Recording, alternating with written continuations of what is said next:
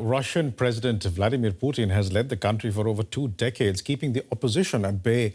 But the Electoral Commission says more than a dozen candidates have filed to run in the upcoming presidential election. One of them is a former journalist who wants the war with Ukraine to end. But her critics tell a different story. DW's Jennifer Falker reports. Ekaterina Duntsova is planning to run as an independent, anti-war challenger to Vladimir Putin in next year's presidential elections. Today, the situation in Russia is such that those people who could represent citizens with democratic views and values in the upcoming elections are either in prison, have their rights restricted, are under criminal prosecution, or have chosen to leave. The idea arose why there shouldn't be a woman as president, as a symbol of softness, kindness, and feelings. Duntsova says she's aware of the risks of being openly critical of the Kremlin.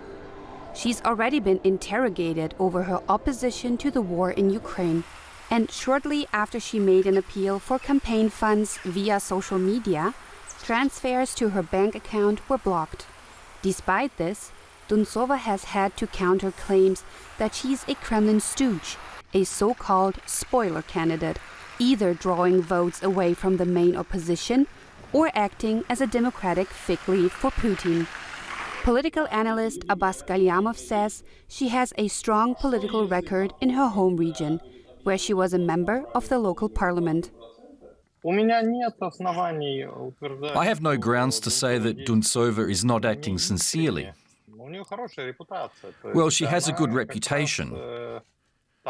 She just showed herself as a driven person there with sincere ideas, as a person who cares about the realization of ideals, not opportunistic politics. Vladimir Putin is widely expected to win another term as president. It would be his 5th. He announced his candidacy after handing out military awards, implicitly linking his re-election bid to the war. And yet such a strategy could misfire, with a challenger who's also focusing on the war, says Abbas Galyamov. The risk of her gaining too much support and votes is great, especially if during her election campaign events on the front deteriorate. And this can't be ruled out, which means that anti-war sentiment will increase, and then the protest voters will go to vote for her for the grievances. Ekaterina Duntsova can count on local support here in Lviv, where she made her name as a TV journalist. But nationally, she's relatively unknown. State media is ignoring her.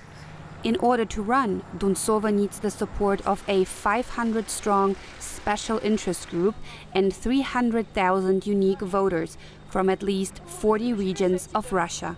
The prospects may not be very good, because we all see what happens to people who declare their position one way or another.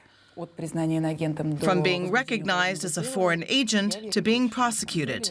I want to believe in the best outcome. In fact, if something like that happens, it will only prove that the current authorities have a weakness, and I think they don't want to show it.